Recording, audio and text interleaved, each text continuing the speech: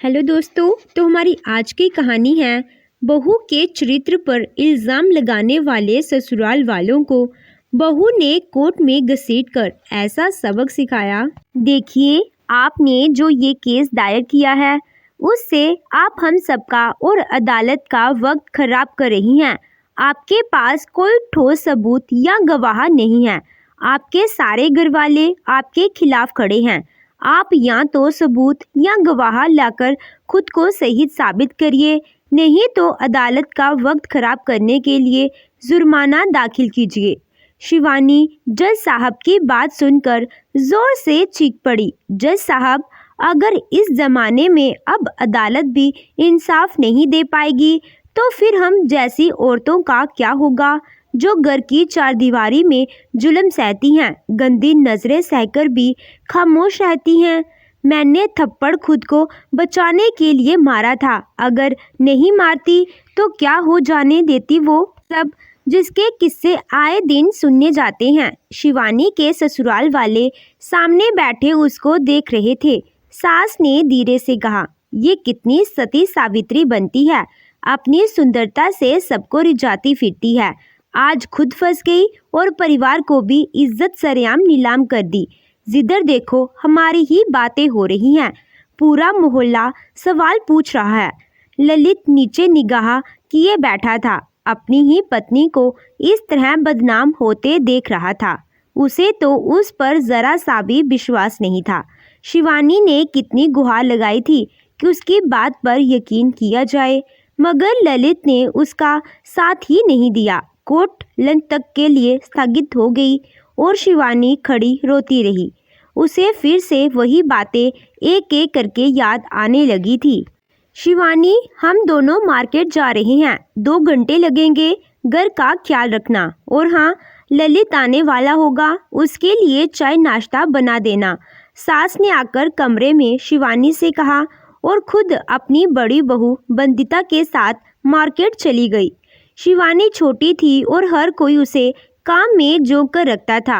वंदिता का पति यानी शिवानी का जेठ अंकित और ललित 2 भाई थे।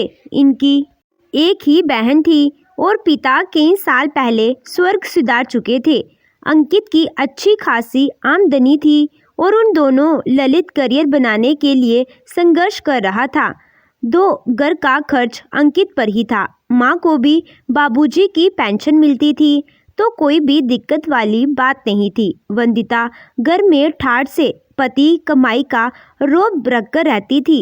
ज़्यादा कमाने वाला पति हो तो स्त्रियां दूसरी स्त्री को भी दबाकर रखती हैं। वंदिता ने भी यही किया। जैसे ही ललित की शादी हुई और शिवानी घर में ब्याह कर आई तो वंदिता ने तो जैसे घर के कामों से छुट्टी ही ले ली थी।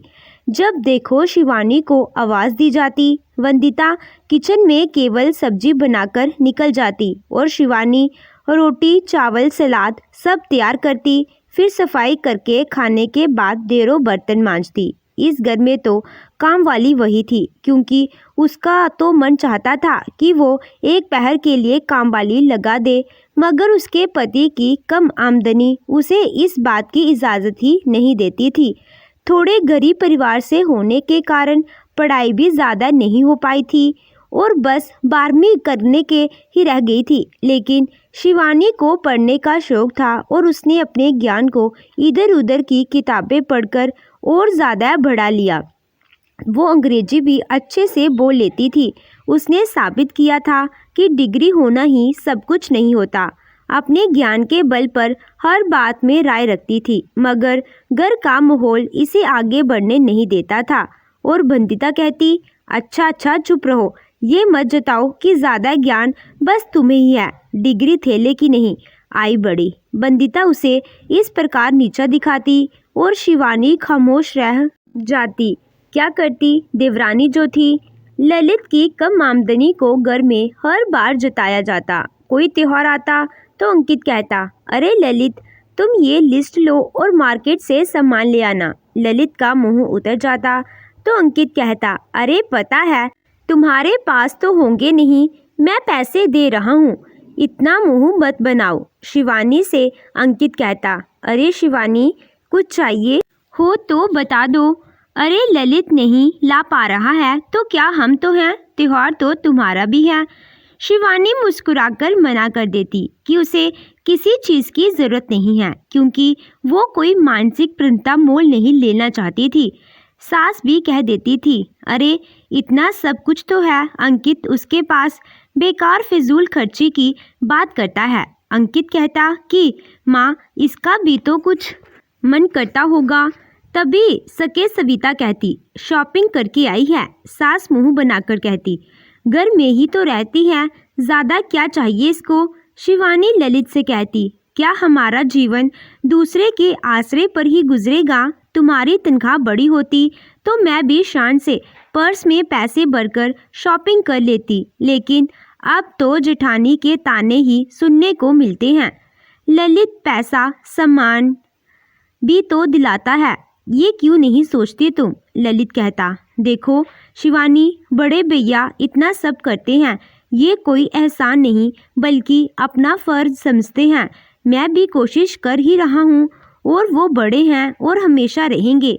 पापा के बाद अब वही हैं। शिवानी ललित को इतना बड़ा दर्जा अपने भाई को देते देख कर यही सोचती कि छोटा भाई वो नहीं देख रहा है जो मैं देख पा रही हूँ। जिंदगी यही बीत रही है। शिवानी का घर वालों के सामने दबना और खामोशी जिसे ललित अनदेखा कर रहा था। उस दिन सास और जेठानी शॉपिंग के लिए बाहर जा रही थी। शिवानी को थकान के साथ साथ उसकी तबीयत भी खराब थी और दोपहर का काम निपटाकर लेट गई थी। अपनी अलमारी में से एक बुखार की टैबलेट निकाली और लेट गई। फिर सोचा कि ललित आते ही होंगे, दरवाज़ा खोल आती हूँ, नहीं तो खोलने के लिए उठना पड़ेगा। शिवानी का टूटता शरीर आराम चाहता था। उसने ऐसा ही किया और वो आराम से लेट गई। दवाई का असर हुआ और हल्की सी नींद आई। घड़ी देखी तो 6:30 बजने को आ रहे थे। ललित आते ही होंगे, ये बात दिमाग में चल ही रही थी कि उसे झपकी लग गई। कुछ से बाद उसके बदन पर एक हाथ आया, पीठ से होता हुआ कमर तक। जैसे ही वो हाथ आने लगा तो शिवानी ने नींद में कहा, ललित उठा नहीं जा रहा है, प्लीज़ तुम खुद चाय बना लो अपने लिए। लेकिन अगले ही पल उसकी आंखें चौड़ी हो गई, क्योंकि पीछे से कोई आवाज़ नहीं आई और उसे ये ख्याल आया, ये स्पर्श तो कौन है। कहकर वो पलटी तो सामने अंकित को देखकर हैरान रह गई। सामने अंकित खड़ा था। लेटी हुई शिवानी झटके से उठ बैठी तो अंकित ने कहा, मैं तो बुखार चेक कर रहा था, मुझे लगा कि तुम्हें बुखार है। कहकर अंकित फिर से उसकी ओर बढ़ा तो शिवानी ने उठकर अंकित के गाल पर जोरदार थप्पड़ रसीद कर दिया। हिम्मत कैसे हुई मुझे छूने की। भाई कम कमाता है तो क्या मुझे छूने का अधिकार मिल गया। अपनी हद में रहिए वरना। बहुत जोर का थप्पड़ पड़ा था और अंकित गाल मसल कर रह गया था और शिवानी कमरे के बिस्तर पर गिरी हाफती हुई उसे गुस्से से देख रही थी। अंकित ने कहा, इस थप्पड़ का जवाब बहुत बुरी तरह मिलेगा तुम्हें। शिवानी ने आंखें निकालकर कहा, तो मुझे भी जवाब देना आता है, निकलिए अब मेरे कमरे से। अंकित जिससे ही बाहर आया तो बाहर उसे शिवानी का पति ललित नजर आ गया। ललित ने देखते ही कहा, अरे भैया क्या हुआ आपको, जल्दी आ गए आज, और गाल पर क्यों हाथ रखा है। अंकित उसे घूरते हुए सोफे पर जाकर बैठ गया। ललित ने ध्यान तो दिया कि अंकित उसके कमरे से निकला था, मगर उसने अनदेखा कर दिया। तभी सामने से उसकी पत्नी वंदिता और उसकी सास रजनी आ गए। वंदिता जी ने देखते ही कहा, अरे अंकित आप जल्दी आ गए, इस महारानी ने तो चाय भी नहीं दी होगी। तभी सास रजनी ने शिवानी को आवाज़ देकर कहा, शिवानी चाय बना लो और साथ में पकोड़े भी बना लो, देखो दामाद जी आए हैं। अंकित के चेहरे पर जो गुस्सा था वो उसने छिपाया नहीं और कहने लगा, वो क्या बाहर आएगी, मैं ही उसे थप्पड़ खाकर आ रहा हूँ। कैसी बहू ले आई हैं आप। ललित के लिए ना तमीज़ ना संस्कार हैं, और इसकी हिम्मत तो देखो कि मुझे इल्ज़ाम लगा रही है। वंदिता और ललित अंकित को हैरानी से देखने लगे। सास गुस्से में खड़ी हुई और अंदर जाकर शिवानी को बाहर खींच लाई। ये क्या कह रहा है शिवानी, तूने इनको थप्पड़ मारा। शिवानी ने कहा, हाँ जी, क्योंकि ये रिश्ते की लक्ष्मण रेखा पार कर रहे थे। अंकित ने तुरंत कहा, झूठ बोल रही है ये। अरे मैं इससे तबीयत क्या पूछने चला गया, इसने तो मुझ पर इल्जाम लगाकर थप्पड़ जड़ दिया। इसको बाहर निकाल ललित, अभी के अभी। ललित कभी बाई को देखता तो कभी पत्नी को। उसने कहा, शिवानी, भैया से माफ़ी मांगो। शिवानी ने कहा, मुझे पता है कि मैंने क्या किया है और पूरे होश में किया है। मैं अंदर लेटी थी और दरवाजे खुले थे क्योंकि आप लोग आने वाले थे। ये तो सीधे अंदर घुस आए और मुझे तो कहते हुए भी शर्म आती है कि ये मेरी कमर पर हाथ फेरने लगे। मुझे लगा कि ललित आ गए हैं, लेकिन जब मैंने उनकी तरफ गर्दन घुमाई तो पता चला कि ये हैं। आप सब इनसे ही पूछिए कि मुझे इस तरह छूने की इनकी हिम्मत कैसे हुई। लेकिन मैंने इनकी हरकत का जवाब लगे हाथ ही दे दिया। सास ने आगे बढ़कर उसे एक तमाचा मारा और कहा, ललित, ये बहुत जुबान चला रही है। जेठ पर हाथ उठाकर खुद सती सावित्री बन रही है। वंदिता, तू कुछ कहती क्यों नहीं? वंदिता ने कहा, इसने रिझाया होगा, यही तो काम करती है ये।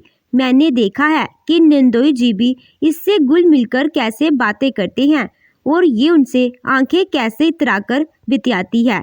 दूसरों के मर्दों पर डोर डालने खूब आते हैं इसको। शिवानी गुस्से में बोलने ही वाली थी कि ललित ने कहा, भाभी आप शांत रहिए, मैं बात करता हूँ इससे। वो शिवानी को अंदर ले गया। उसने अंदर जाकर कहा, शिवानी, तुम्हें गलत फहमी हुई है। भैया तो घर का मजबूत खंभा है, वो अपनी जड़ें कैसे उखाड़ सकते हैं? बदनामी से हर कोई डरता है। शिवानी ने कहा, ललित, वो नहीं डरते हैं। ये आज पहली बार नहीं हुआ। इन्होंने जाने कितनी बार मुझे छूने की कोशिश की है। मैंने हर बार अनदेखा किया और बड़े भाई समझकर इनका आदर किया, लेकिन आज हद हो गई।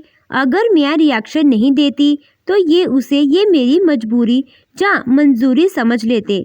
ललित ने भी इस बार उसे ही थप्पड़ मारकर कहा, देखो, सब कुछ सह सकता हूँ, लेकिन अपने देवता समान भाई के खिलाफ ऐसे शब्द मुझे सुने नहीं देने जाएंगे।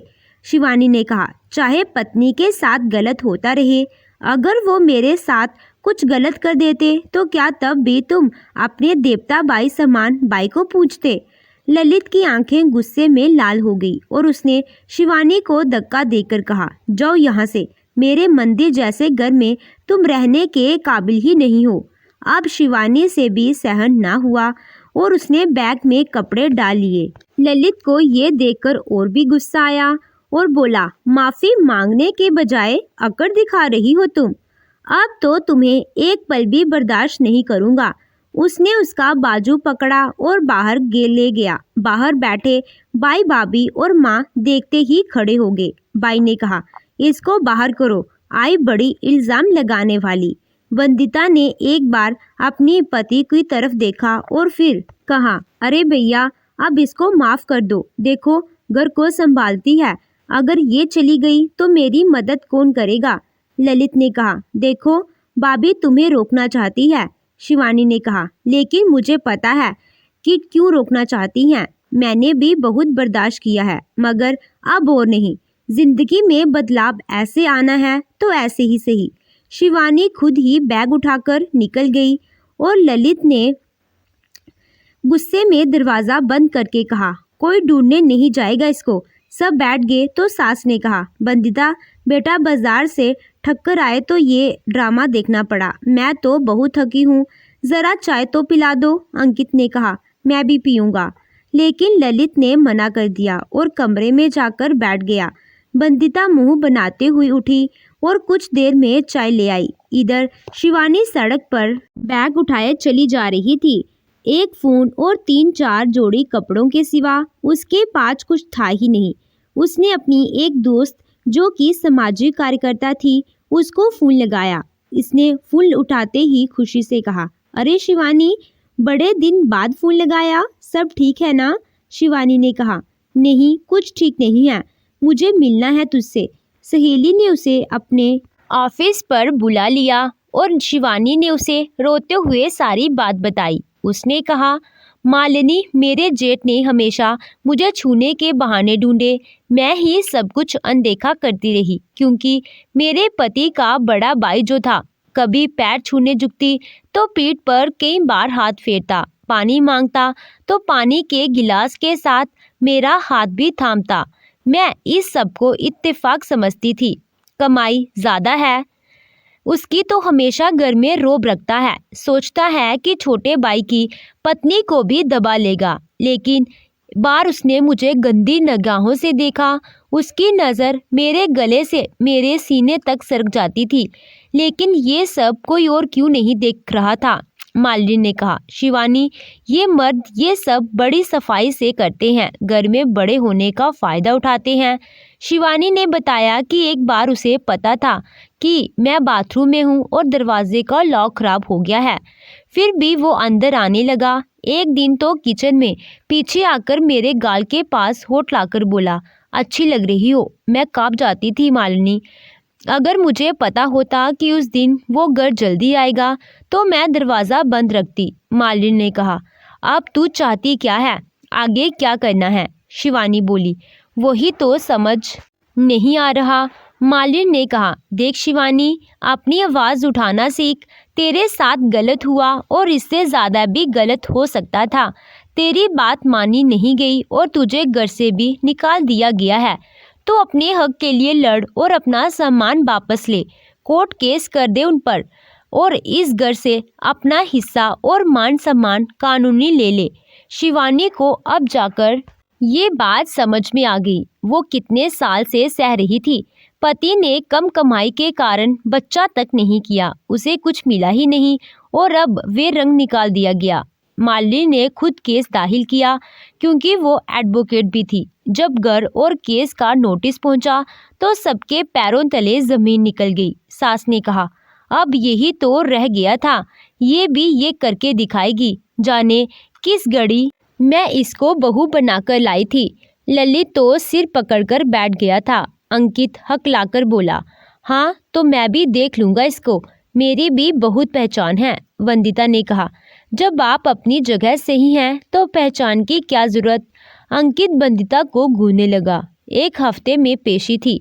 अंकित ने भी एक वकील हायर किया और कोर्ट में तारीख पर परिवार के साथ पहुंच गया।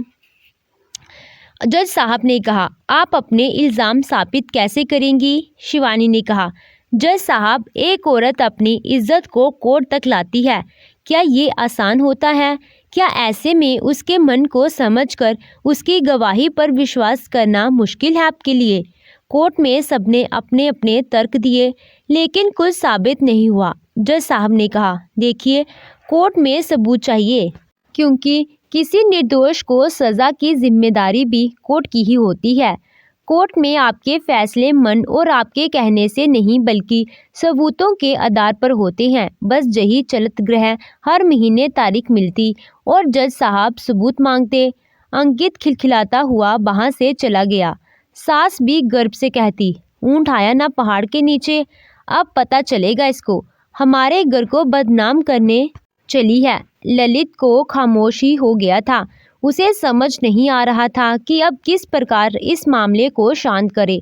उसने कोर्ट में ही शिवानी से बात करने की भी कोशिश की, मगर वो हर बार अनदेखा कर चली गई। ये मामला खिंच रहा था, किसी फैसले पर कोर्ट नहीं आई थी। मालिनी ने कहा, शिवानी, कोर्ट को अगर इसके खिलाफ कोई गवाह मिल जाए तो तुम जीत सकती हो। क्या कोई ऐसा नहीं है जो अंकित के खिलाफ बताए, या वो अंकित की फितरत जानता हो? उसने कहा, पता नहीं मालिनी, मगर शायद इनकी बहन ये सब समझती है और इसके पति भी, क्योंकि शायद एक बार तो कुछ उनके घर हुआ था जब वो लोग कई महीनों तक हमारे घर नहीं आए। मालिनी ने शिवानी के साथ उसकी ननद से मिलने के फैसला किया। बहन से उसके भाई के खिलाफ बोलने के लिए बात करने जाना था, जो आसान ना था। दोनों उसके घर पहुंची तो नंदोई जी बाहर ही मिल गए। उन्होंने खुशी से उसको अंदर बुलाया, लेकिन बहन निशा देखते मुंह बनाने लगी और बोली, मेरे घर की पूरी दुनिया में बदनामी करके अब मेरे पास क्या लेने आई हो? शिवानी ने कहा, दीदी, आप जानती हैं कि कौन सही है और कौन गलत। तो मेरी मदद कीजिए ना, आप भी तो एक औरत हैं, आप कुछ तो ऐसा जानती हैं बाई के बारे में। कुछ महीने पहले एक घर में क्या हुआ था, जिसके लिए माँ ने एक भैया को समझाया था कि जो हुआ सो हुआ, भूल जा, गलती तो लड़कों से ही हो जाती है। ये बात सुनकर निशा के होश उड़ गए। वो बोली, निकलो यहाँ से। शिवानी और मालिनी खड़े हो गए तो उसको नंदोई जी यानी विकास जी ने कहा, निशा, ये क्या बदतमीजी है, तुम भी सब समझ रही हो तो क्या एक औरत होकर साथ नहीं दे सकती। निशा ने एक नहीं सुनी, यार, उसे बाहर निकल दिया। दोनों मायूस होकर लौट आई। शिवानी अब हताश थी। कोर्ट गवाहों के अभाव में उसकी बात मान नहीं रही थी और दूसरा कोई रास्ता सूझ नहीं रहा था। अगली तारीख और फिर से सब कोर्ट में मौजूद हुए। जज साहब ने कहा, देखिए, आपने जो केस दायर किया है उससे आप हम सबका और अदालत का वक्त खराब कर रही हैं। आपके पास कोई ठोस सबूत या गवाह भी नहीं है। आपके सारे घरवाले आपके खिलाफ खड़े हैं। आप या तो सबूत या गवाह लाकर खुद को सही साबित करिए, नहीं तो अदालत का वक्त खराब करने के लिए जुर्माना दाखिल कीजिए। शिवानी जज साहब की बात सुनकर जोर से चीख पड़ी, जज साहब, अगर इस ज़माने में अब अदालत भी इंसाफ नहीं दे पाएगी तो फिर हम जैसी औरतों का क्या होगा, जो घर की चारदीवारी में जुल्म सहती हैं, गंदी नज़रें सहकर भी खामोश रहती हैं। मैंने थप्पड़ खुद को बचाने के लिए मारा था, अगर नहीं मारती तो क्या हो जाने देती वो सब, जिसके किस्से आए दिन सुने जाते हैं। शिवानी के ससुराल वाले सामने बैठे उसको देख रहे थे। सास ने धीरे से कहा, ये कितनी सती सावित्री बनती है, अपनी सुंदरता से सबको रिझाती फिरती है। आज खुद फंस गई और परिवार को भी इज्जत सरेआम नीलाम कर दी। जिधर देखो हमारी ही बातें हो रही हैं, पूरा मोहल्ला सवाल पूछ रहा है। ललित नीचे निगाह किए बैठा था, अपनी ही पत्नी को इस तरह बदनाम होते देख रहा था। उसे तो उस पर जरा सा भी विश्वास नहीं था। अंकित भी सामने खड़ा मुस्कुरा रहा था कि मालिनी ने कहा, जज साहब, कोई स्त्री कोर्ट में यूँ अपनी बात रखने किसी विश्वास के साथ आती है। अगर देश में रेप के केस इसी तरह होने से पहले ही रोक दिए जाते तो होते ही नहीं। आज आप इसको सज़ा नहीं देंगे तो कल को यही घटना फिर से होगी और शिवानी तो फिर भी बच गई, मगर शायद तब कोई लड़की बच ना पाए और बहुत देर हो जाए। जज साहब ने कहा, हम आपकी बात समझते हैं, मगर मिस्टर अंकित के पक्ष में जिस तरह बोलने वाले लोग ये बैठे हैं, उसी तरह शिवानी जी के पक्ष में भी बोलने वाले लोग ज़रूरी हैं। गवाही ज़रूरी है कि इन्होंने जो इल्ज़ाम लगाया है वो सही है। इनके कहने पर तो सज़ा नहीं दी जा सकती। कोर्ट का भी कुछ नियम है। मालिनी ने जाकर गुस्से में अपनी टेबल पर हाथ मारा। उधर शिवानी बेतहाश हो रही थी। घर से बेघर हुई और मर्दों को डसने का आरोप भी जेठानी और सास ने लगा दिया था। जज साहब ने कहा, कोर्ट का ज़्यादा समय ना बर्बाद करते हुए आज इस केस का अंतिम फैसला होगा। लंच के बाद कोर्ट स्थगित हो गई थी और मालिनी जाकर शिवानी को दिलासा दे रही थी। उसने सामने खड़ी उसकी जेठानी को लताड़कर कहा, कैसी औरत हो तुम, इसके आंसू पर तुमसे किसी को भी भरोसा नहीं है। इसका पति भी इसके खिलाफ है। कैसा बाई है ये, जो बीवी से ज़्यादा बाई पर भरोसा करता है। बंदिता मालिनी को देखते हुए वहाँ से चली गई। मालिनी ने शिवानी को चाय देकर कहा, शिवानी, ऐसे अपराधियों कारण कानून भी पीछे रह जाता है। अब हम तलाक का केस दाखिल करेंगे और उससे पहले तुम्हारा हिस्सा मांगेंगे। शिवानी खामोश रही। लंच के बाद जैसे ही सब वापस आकर कोर्ट रूम में बैठे तो अंकित ने शिवानी की तरफ देखकर आंख मारी, जिसे मालिनी ने देखा। जैसे ही जज साहब आए तो सब सम्मान में खड़े हो गए। जज साहब ने कहा, इस केस का अंतिम फैसला यही है, कुछ भी साबित नहीं हुआ है। शिवानी की बातों से कोर्ट को हमदर्दी है, मगर सबूतों के अभाव में मिस्टर अंकित सज़ा के हकदार नहीं हैं। जज साहब आगे कुछ बोलते, इससे पहले एक आवाज़ आई, रुक जाओ जज साहब, फैसला तो अब होगा। सब पीछे मुड़कर देखने लगे। ललित का परिवार सामने खड़ी उस लड़की को देखकर हैरान हो गया। उसने आगे आकर कहा, जज साहब, आज आप मेरी बात नहीं सुनेंगे तो औरत की बदनाम होगी और आदमी फिर से बच जाएगा। ये लड़की थी निशा की ननद कामनी, जिसे देखकर सब हैरान थे। पीछे से आ रहे निशा और विकास जी हाथ बांधकर खड़े हो गए थे। अब अंकित के चेहरे पर पसीना आना शुरू हो गया था। कामनी ने लगभग 1 साल पहले की सारी दास्तां कोर्ट को सुनाई। जब उसकी भाभी का शादीशुदा भाई अंकित उसे अकेला पाकर उसे गलत तरीके से छूने की कोशिश कर रहा था। मना करने पर वो कामनी का दुपट्टा खींचने लगा। घर में कोई नहीं था और वो निशा के पास किसी काम से आया था। तभी विकास जी घर में आ गए और उन्होंने ये सब देख लिया। उनको देखते ही अंकित ने माफ़ी मांगना शुरू कर दिया, लेकिन फिर भी विकास जी ने उसकी माँ को ये सारी बात बताई। पत्नी का भाई था तो बाकी सबसे छुपाया गया। वंदिता भी ये सब नहीं जानती थी। जैसे ही सबने ये बातें सुनी तो उनके होश उड़ गए। ललित अपनी जगह से खड़ा होकर बाई के पास गया और जोरदार थप्पड़ उसके गाल पर जड़ दिया। जज साहब ने आदेश दिया, इस सब के लिए कोर्ट नहीं है। उसके बाद अंकित के लिए कड़ा फैसला सुनाया गया, जिसमें 6 महीने की सज़ा और शिवानी और कामनी को उनके सम्मान का करने के लिए 1-1 लाख रुपए का जुर्माना। तलाक के लिए शिवानी को अपने पति के हिस्से की संपत्ति में बराबर का हक दिया गया। शिवानी को अब जाकर ठंडक मिली थी। कामनी ने आकर उसे संभाला। निशा ने कहा, भाभी, मुझे माफ़ करना, मैं मोह में थी, मगर मुझे विकास ने समझाया तो मैं कामनी को ले आई। आज तो कामनी के दिल को भी ठंडक पड़ी होगी। मैं आप दोनों की गुनहगार नहीं बनना चाहती थी। उस दिन के लिए सारी जब मैंने आपकी मदद करने से मना कर दिया था। एक तरफ बाई और एक तरफ माँ, समझ नहीं आ रहा था कि आपका साथ दूं या उनका, लेकिन विकास की बात मानकर चली आई। शिवानी ने उसे गले से लगा लिया। ललित उसके करीब आया और माफ़ी मांगने लगा। उसने कहा, उसे तो पता ही नहीं था कि उसका भाई इतना गिरा हुआ है। उसकी आंखों पर उसकी अच्छे पर्दा पड़ा था। शिवानी का मन ललित को माफ़ करने का हुआ, मगर अपनी सास को माफ़ नहीं कर पाई, क्योंकि वो सब जानती थी। उसकी जेठानी ने भी माफ़ी मांगी और अपने पति को तलाक देने का फैसला किया। शिवानी ने ललित से कहा, एक शर्त पर माफ़ी मिलेगी। मैं अब इस घर में नहीं रहूंगी और अपनी पहचान बनाऊंगी, जिसमें तुम्हारा साथ चाहिए होगा। ललित ने उसे गले से लगाकर कहा, मैं हमेशा तुम्हारे साथ हूँ और यहाँ कहोगी वहीं रहेंगे। मालिनी ने शिवानी की पीठ थपथपाई और उसे पति के साथ मुस्कुराते हुए छोड़कर चली गई। तो दोस्तों, आपको ये कहानी कैसी लगी कमेंट बॉक्स में ज़रूर बताएं। अगर कहानी अच्छी लगी हो तो वीडियो को लाइक कीजिएगा। चैनल पे नए हो तो चैनल को सब्सक्राइब कीजिएगा। Thank you.